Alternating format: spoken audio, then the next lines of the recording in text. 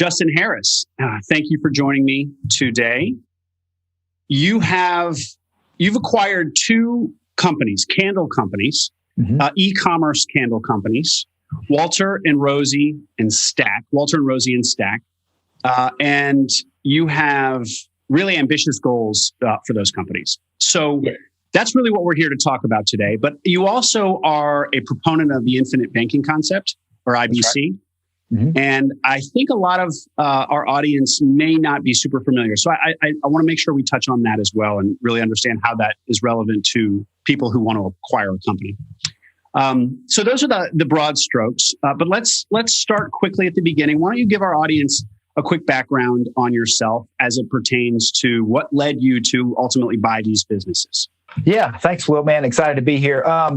Yeah, good question. So had previously been a partner in two companies. One was a recruiting firm, the other a leadership software as a service company. So we had two, and I was a minority partner in both of those, ran operations for those. And for 7 or 8 years, just really thought about, we took it from the both of those from the basement just to growth, And about 3 years ago, exited those two, sold my shares of those two companies as a minority partner and said, hey, I want to go kick the tires and try my own thing. So ended up starting a small business consulting company that where I was doing essentially the same thing, taking smaller businesses that wanted to grow, but maybe didn't have the systems in place, or they didn't have the finances for a full-time COO, and was doing that fractionally.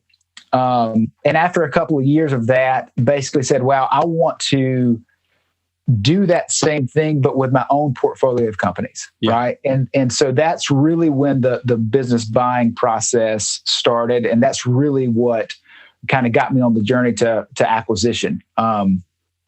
Because originally I just thought, hey, I'm probably just going to, start from scratch with companies, but really quickly realized that just the momentum that you can gain and the speed to me, to which you could grow something was going to be much faster if I just hopped into the acquisition game. So even though obviously when you acquire a company, there's going to be a lot of friction there. You're going to have to go in and figure stuff out, especially if you're not even an insider to that industry.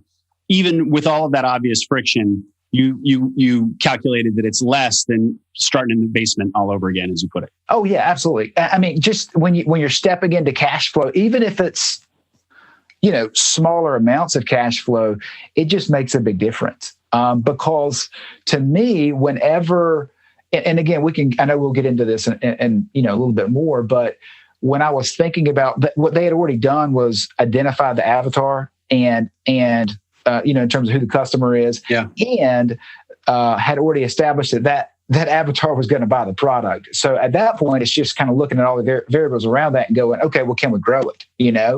What are they not taking advantage of?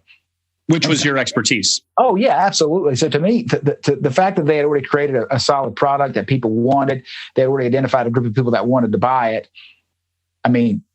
That's so much of the startup world. And to me, that's the hard part, So to know that I was going to pick up something that was already past that stage, I got excited about that. Yeah, great. Cool. Well, tell us about the search process and how you ultimately identified this company. I remember when we spoke before that it was a long process. So talk us through that. How did it begin? Tell us the beginning, middle, and end of that, because I know it was so long. Yeah. So my initial search, because prior to starting the two companies that we did, I was a vice president of operations for a really large service-based company. So I was thinking originally about service-based stuff, and I was looking at those primarily. But that evolved fairly quickly into service, but then into e-commerce. Even though I hadn't done e-commerce before, because I just saw the ability to scale it quickly, the ability to, to grab multiple of those and bundle them together and have kind of a similar, an operational system, and to set up operations that could run 1 or 2 brands or 15 brands, right? From an e-commerce standpoint, if you did it right. So once I kind of realized that that was possible, I started shifting gears a little bit more towards e-commerce. Okay. And I mean, honestly, I just looked at deals so my eyes were just bleeding. I mean, it wasn't easy. That part of it to me was very arduous. It was looking at tons of P&Ls, talking to tons of owners, looking at tons of different products and niches, and really thinking through what are some of the criteria that I really think are the most valuable, and where do I really feel like I could bring the most value to what we were looking at. When you say you were talking to owners and looking at P&Ls, so let's dive into that a little bit. Were you working with business brokers? Were you just looking at listing sites online? Were you creating your own deal flow? All of the above? Talk us through that. Yeah, all the above. Because I had done obviously some consulting in the past, that helped with some of just conversations from a deal flow standpoint. But I did. I mean, I didn't want to leave anything off the table. So I was talking to brokers. I looked at, lots of sites, everything from the Empire Flippers to website closers to, quite like to a lot of the big ones out there that handle that. And then again, lots of good relationships with just brokers in the area. In the e-commerce area or in your geographic area? In my geographic area as well. Okay. And honestly, that's how I ended up with the first one, with the first brand that I ended up purchasing. Again, I've been doing a national thing. I mean, I've been looking everywhere, but it ended up coming through just a relationship here in town with a broker. But that wasn't one of your criteria. That was just a happy accident. That was just a happy accident. That's right. That relationship was. Yep. Okay. And so the search process, how long would you say it took from beginning to end? Let's see. I was probably looking for about 9 months before we ended up landing on something. I mean, I say 9 months. I mean, I would lightly for probably 6 months even before that, but it was probably 9 months of, hey, let's get pretty serious with this. Yeah. And during that period, did make offers on a couple of others that did not work out for various reasons. Getting into due diligence, or they just didn't accept offers, or, they had multiples on the table and went with something else. So, obviously it's all those things, are factors into it that made it take the amount of time that it did. How do you deal with the psychology of like, you're in, whatever, month 7, 8, maybe this isn't your situation, but probably for you and for others, certainly they, there's no income. During that search process. So how do you deal with the psychology of like the months are ticking by, you're not finding anything, not making it happen? Do you just set a hard stop? It's like, I'm going to give myself 12 months to do this, kind of your own personal runway. How do you approach that? Yeah, that's a great question. Probably depends on the situation. Because of the exit from my previous companies, that helped. Yeah.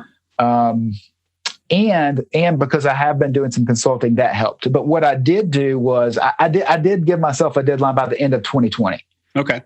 Which was 12 months, would have been 12 months in total? Which was about, around. Well, we actually acquired the first Walter Rosie in July. So I had 6 more months, and then the second company was a couple of months later, right before Q4. Okay.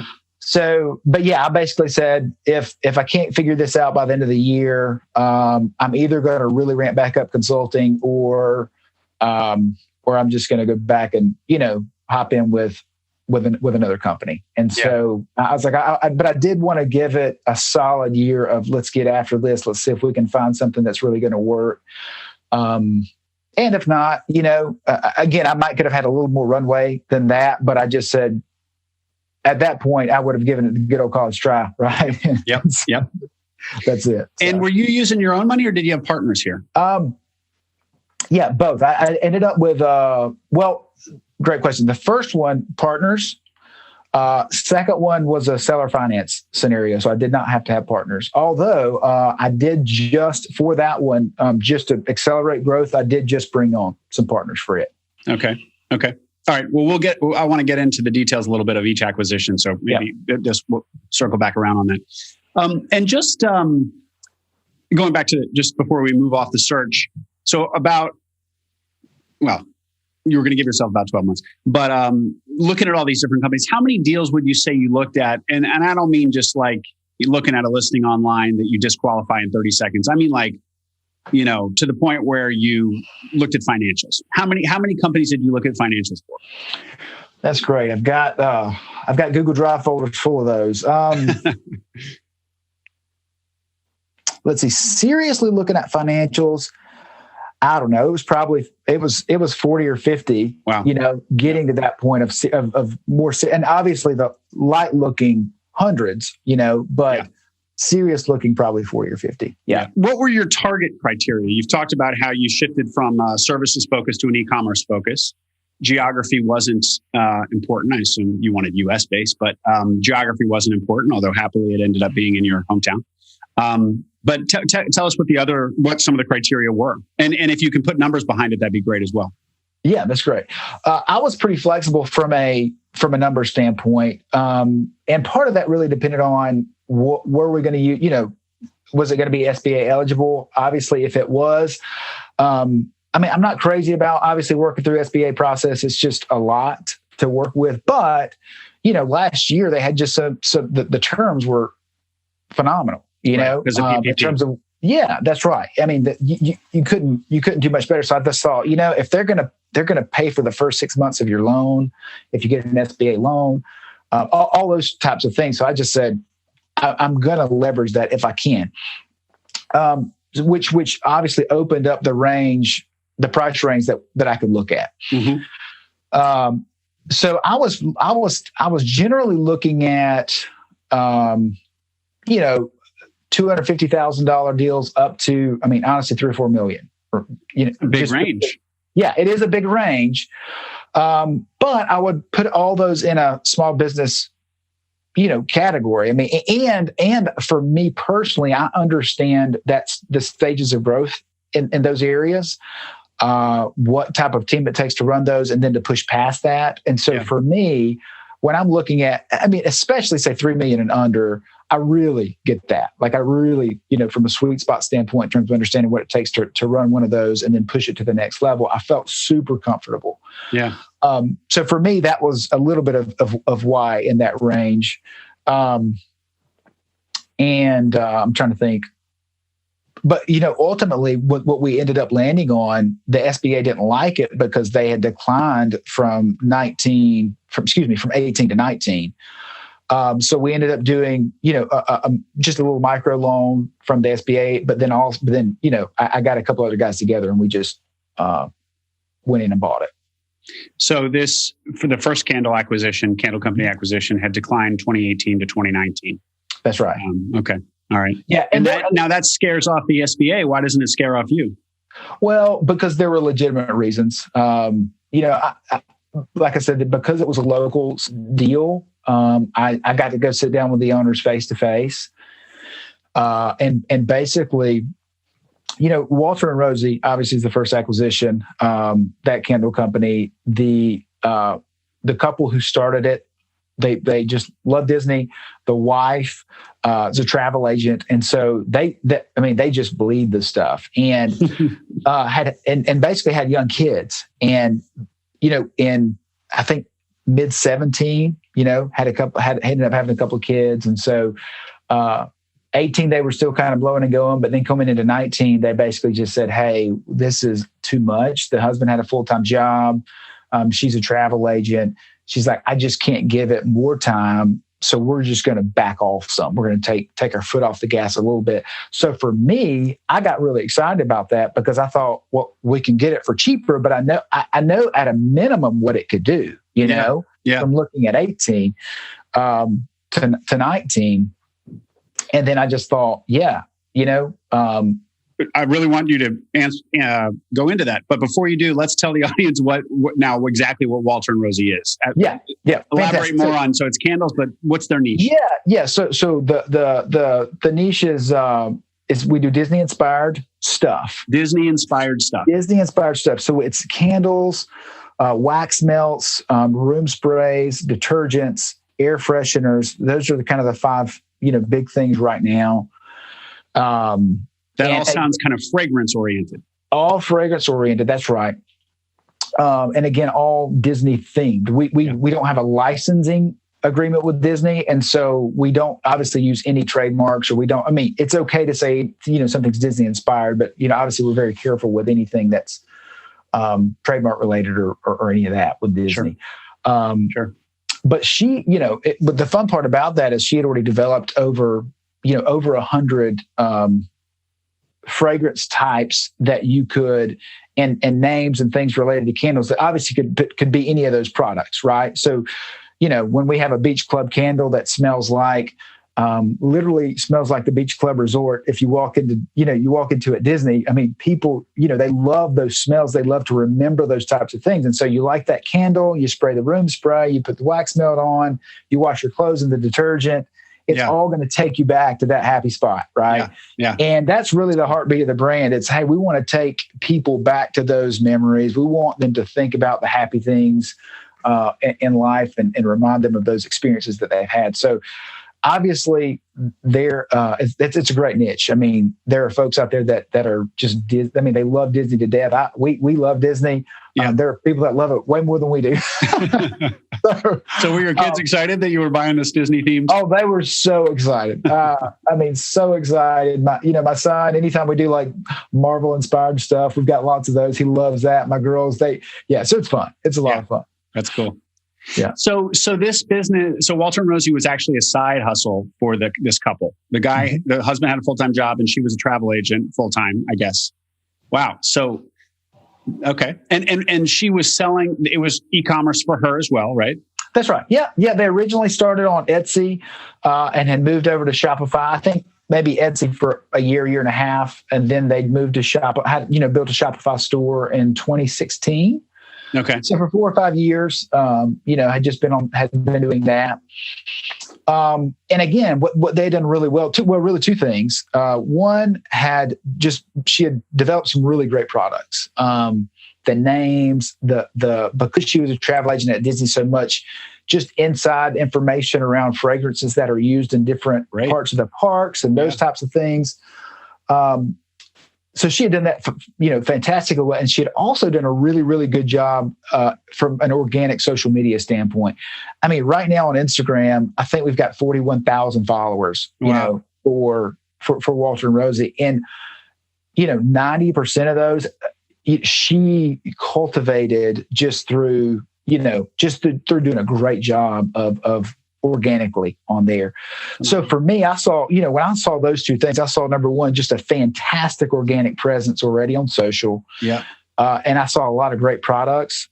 I thought, okay, we've got some opportunity here because what they hadn't done, Shopify was the only sales outlet, so not on Amazon, not, when I think about Amazon or Walmart.com or, just the different channels that you could utilize, even back on Etsy. It's you could be on Shopify and on Etsy. Exactly.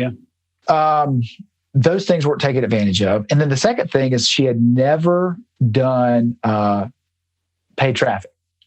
So, I mean, there was no SEO optimization for the site. There had been never any Instagram or Facebook ads run for the business. And this is like the perfect thing for Facebook and Instagram ads, right? Yeah, exactly. So I looked at that and thought, we can crush this. And then the other thing I thought was, at the time, they had developed 2 laundry detergents. I said we do laundry detergent, 2 types. And from my perspective, obviously the candle business is really big. But what I know is that the laundry detergent business, especially the specialty laundry detergent business, has tons of room for growth. I mean, it's big and getting bigger. And so I saw that and I was like, man, these are fantastic, and people don't do this. Most candle companies or people, they do candles, maybe they do room sprays, but this is an entity in and of itself that could just be huge, and I thought,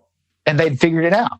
Right. They had already done the hard part, right? To figure that out. So we just launched 3 new detergents, 2 or 3 weeks ago. So I'm so excited about growing that side of the business. For somebody who doesn't know anything about fragrance, I would think that coming up with a fragrance particularly when you're trying to emulate one, that exists at Disney or whatever, you're trying to emulate another fragrance, that would take like real expertise, chemical engineering level expertise. I assume this woman didn't have that. How does a layperson come up with this, or is this not as complex as I think? It's not. The beauty of it is, Disney is going to they're going to get their fragrance from somewhere, right? So they're buying it from a manufacturer to pumping it through the air vents or whatever they're doing. Oh, so it already exists. It already exists out there. Now you have to figure out what that is. And so again, some of the relationships that she had, she was able to do that. Oh, wow. Especially with some of the core scents. But then some of the others, you're matching as best you can, or it may be inspired by something, and she just did a great job. I mean, we've developed new ones this year and are kind of learning and growing with it. But she just did a great job of thinking, what does this, if you make a Hulk-inspired smash candle, what should that smell like? Yeah. Like she was really good at it. So again, she's like, what should a Hulk-inspired candle, smash candle smell like, or fragrance smell like? And then she'll go to, I don't know, the Alibaba of fragrances, and there's a menu where you can go through and just try all these different. Yeah, that's right. There's a local place here that she would go to and do samples. Thankfully, there is a fragrance supplier here in town, here. But then there's 4 or 5 larger players throughout the country that you can. I mean, you get tons of samples, and you are. I mean, it's kind of crazy, and you're trying to match what you think matches well with that particular theme and what will people like, right? Interesting. And try to make it fun. And so, because the whole thing's and for every single candle that you do or fragrance, it's a branding experience. I mean, it's the whole thing, it's smell, it's what does this look like? What color should it be? What's the label going to be, and what's the name going to be? And you're trying to put all that together to create something kind of unique in that. Yeah. Yeah. Fascinating. Yeah. Okay. So, you make me want to buy this business. It sounds like you really stumbled upon something great. And did you find, you said that she was local. Does that mean that a local business broker that you were working with brought her to you? Or was this just through your network, through the grapevine? Yeah, it was a local. Yeah. I had talked to this guy about a couple of others, and honestly, he knew. I was like, hey, I'm serious. So I really want to acquire something, and I don't want to wait around. Yeah. And so probably every week, either I was calling him or he was calling me, and I was, with my little network of folks, either through email or through phone calls or whatever, I was just trying to get updates. And so he would call me and say, hey, I got this, or hey, I got this, or hey, I'm about to list this. It's not even on the market yet. Do you think you'd be interested? And so that to me was super helpful, because he would call me before he even listed something and say, hey, what do you think? That's just what, of course, it seems to be always the case, that the best deals never even hit the market. Yep. So he was kind of shopping this around to his contacts like you.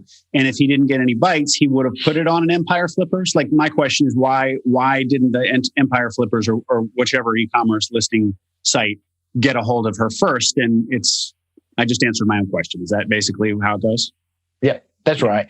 And what's interesting is that in both of the cases that I had dealt with, the owners, they don't know Empire Flippers exists. They don't know, no clue, what those types of things. They were just really focused on trying to sell some candles and trying to sell, and take care of kids and work full-time jobs. Like,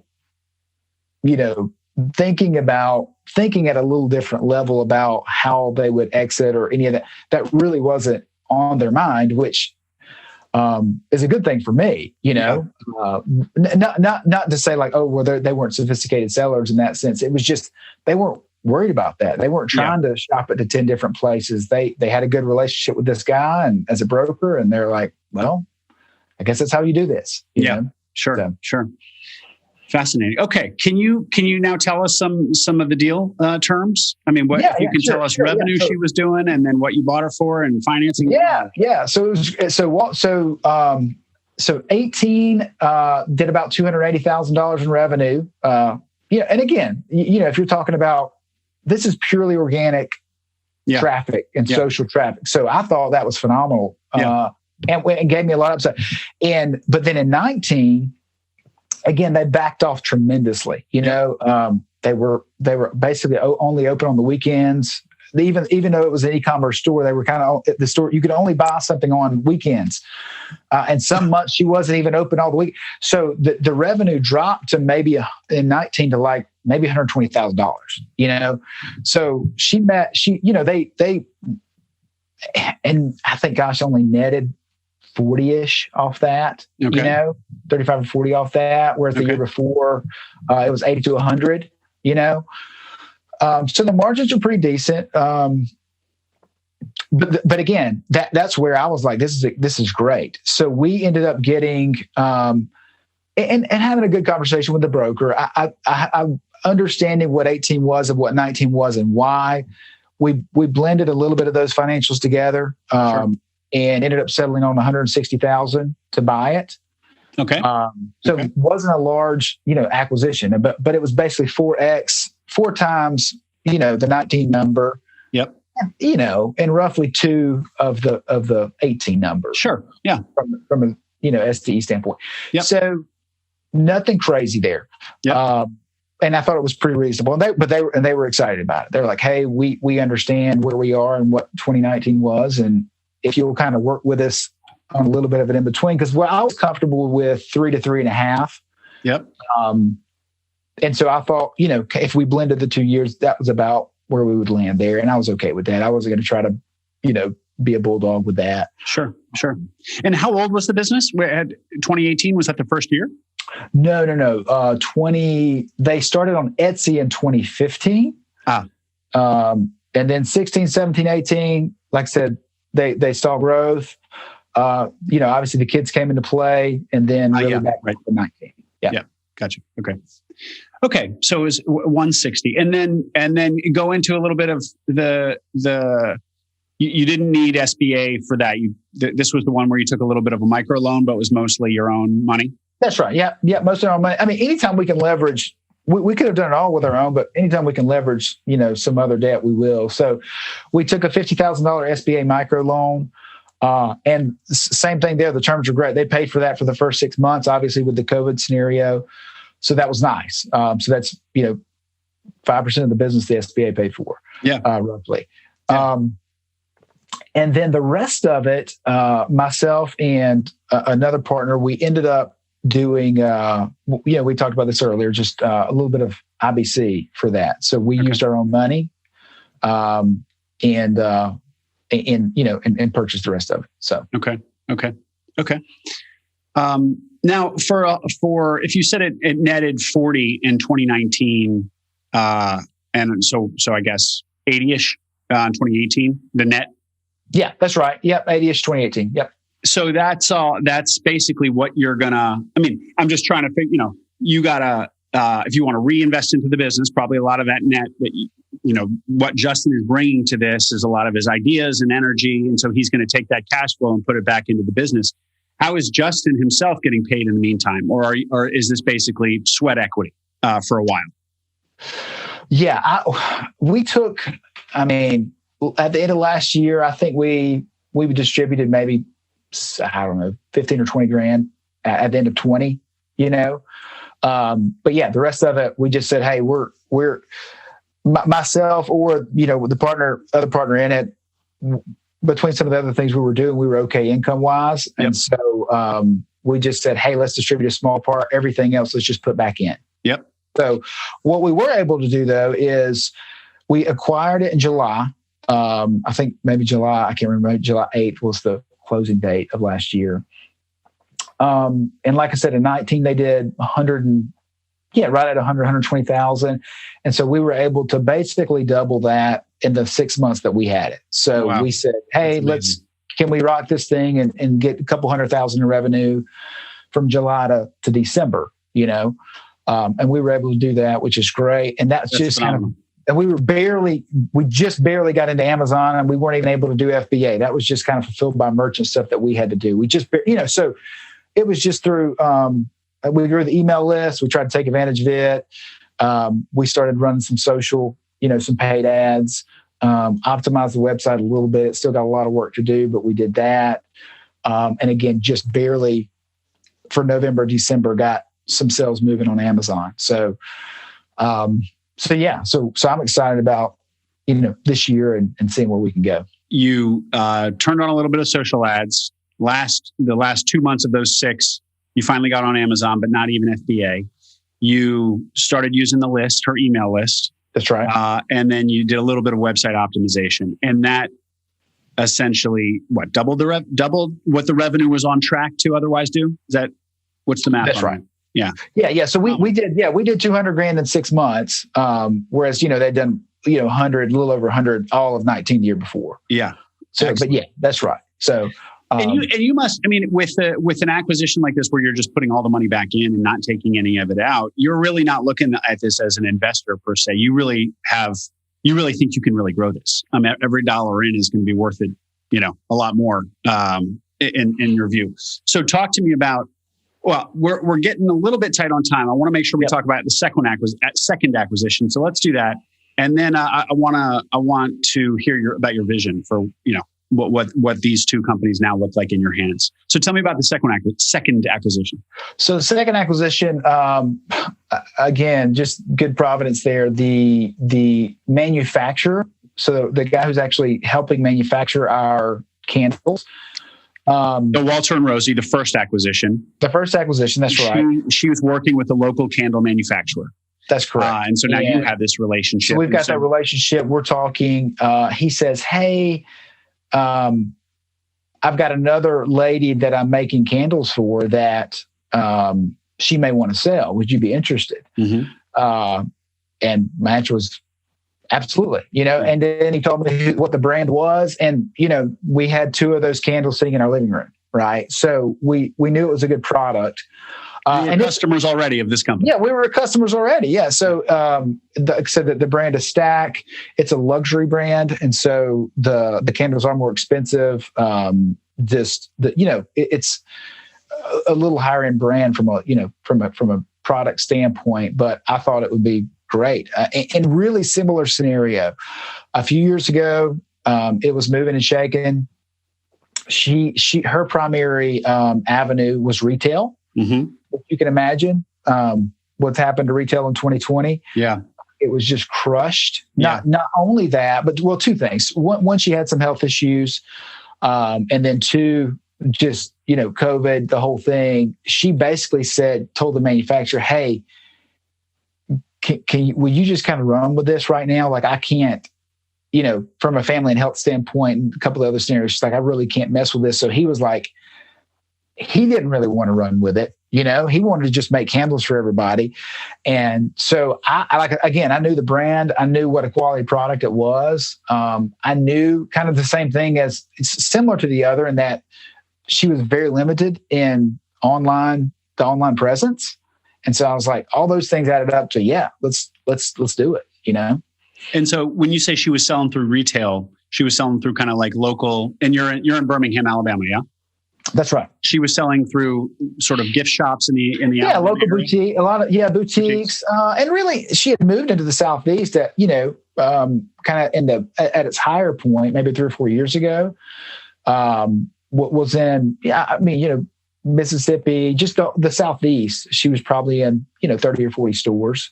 Wow. Okay. Yeah. So you had all of that distribution already, and then you could just turn on e-commerce with the idea. That's correct.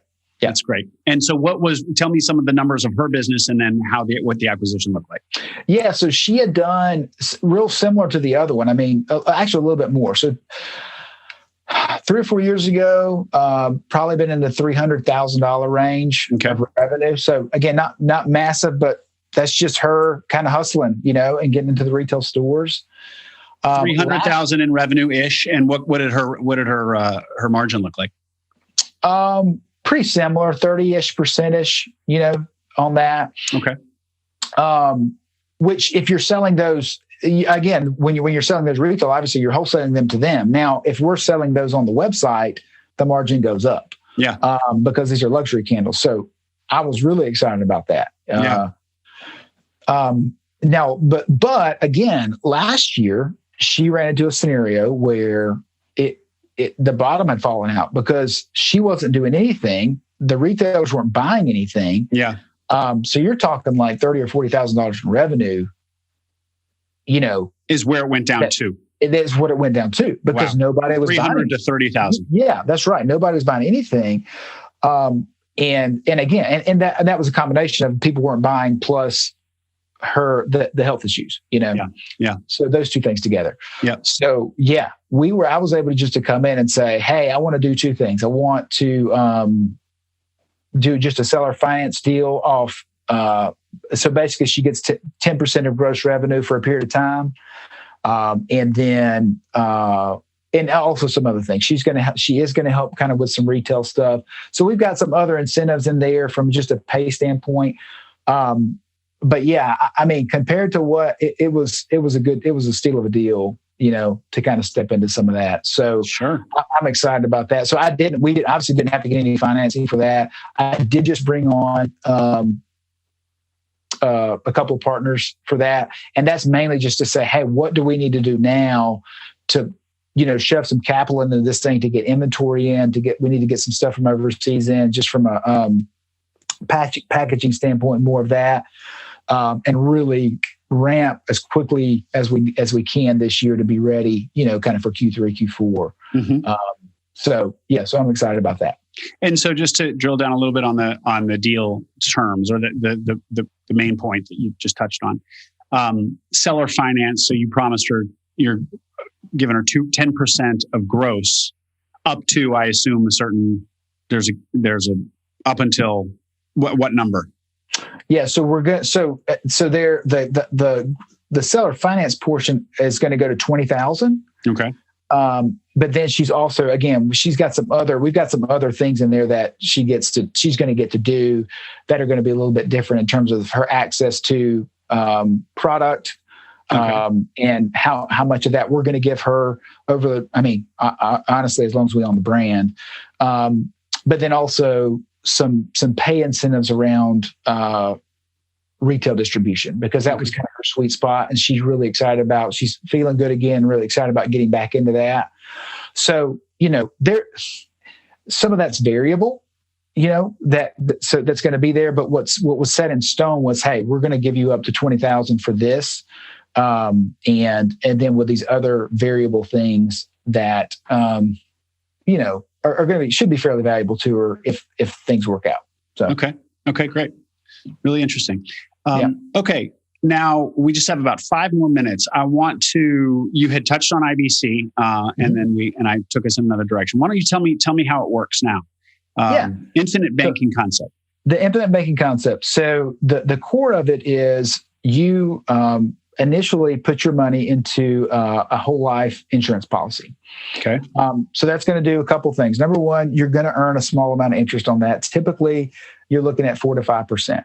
So most people think, well, that's a terrible investment vehicle. And you're right. If you're using that as the end game, it's not good. But if you think of it as a supercharged bank account, where you can become your own bank, then all of a sudden it changes. Okay. Because what you can do is let's say we put $50,000 or $60,000 into a whole life policy. Mm-hmm. Then, so that there are two things happen there. Number one, you get cash. There's cash value there that's going to grow, at 4 or 5% over time. Yep. The second thing is obviously you're going to have life insurance, paid for because of that, which is nice. But then what we do with the infinite banking concept is we borrow against that policy. So we essentially become our own bank. We want to do what banks do. We put our money in and they borrow against that to go do loans, right? Right.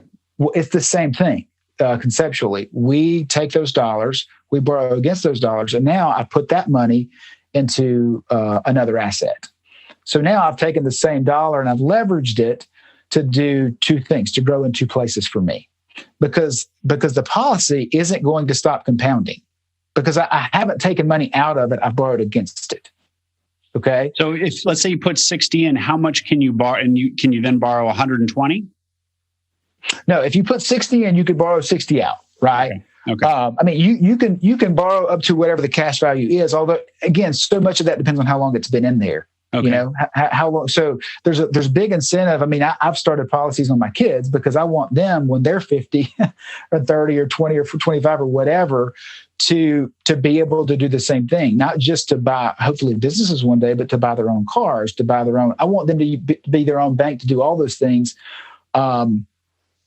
And help them kind of just think differently about that. So now I've got two assets that are growing because I borrowed against the policy. I didn't take, if I had taken that money out of a savings account, it's gone, right? It's only going to be growing in one space. But now my goal is how can I leverage a dollar to use it multiple times? That's where infinite banking came in. And it's been fantastic. I'm so excited. I want to do it over and over and over again. So the 60 grand continues to generate 4 or 5%. But you've now withdrawn, or not, you certainly haven't withdrawn. You've borrowed against the 60, so let's say all 60 to invest in your business, but you're still getting 4 or 5% on 60 grand? That's correct. And now part of that depends on how long it's been, but then also the type of insurance company. There are companies that are called direct and then some that are indirect recognition. Okay. So anyway, there's some obviously some minutia there that somebody has to pay attention to, but conceptually, yes, that's right. Okay. Now you are going to pay some interest back to yourself, which is really interesting on that loan because they're going to require you to. The insurance company is going to require you to. So there's some interesting, obviously, nuances to all of it. But at the core of it, it's as an entrepreneur, how can I build multiple assets with the same dollar? Sure. And for me, infinite banking was just a great no-brainer to do that.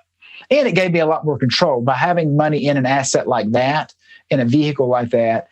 I actually have access to it. So it doesn't go into, 401k prison, right? For the rest of its life. I mean, to me, I have no control over that. So now I've got control.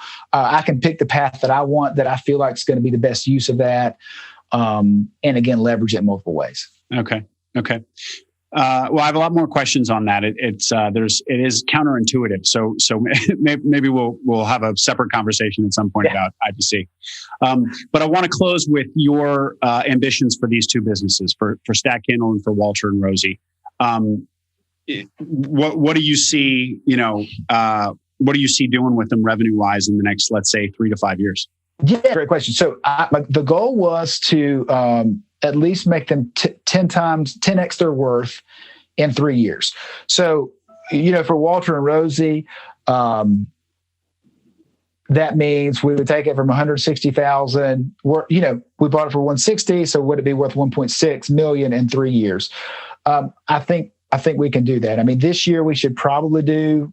I mean, we're tracking towards about $500,000 in revenue this year.